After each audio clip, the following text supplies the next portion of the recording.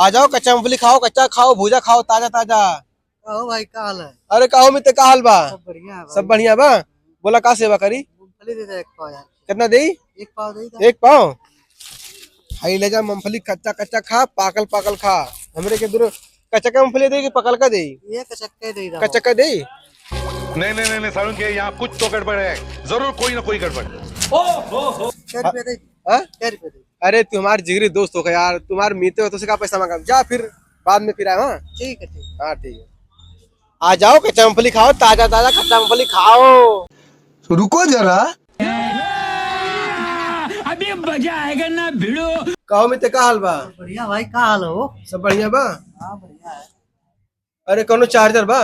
का चार्जर बढ़िया दिखाएगी मतलब से नॉर्मल? बढ़िया दिखावा। एक तो रियलमी चार्जर है, बहुत बढ़िया है। ब्रांड बा? ब्रांड है यार।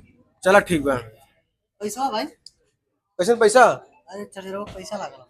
कल ही हमरे की अइला मूंगफली अल्लाह एक पाव पैसा मांगली है। नहीं अब हम चार्जर लेती तो पैसा मांगवा, नहीं। तब कैसे पैसा वाला भाई?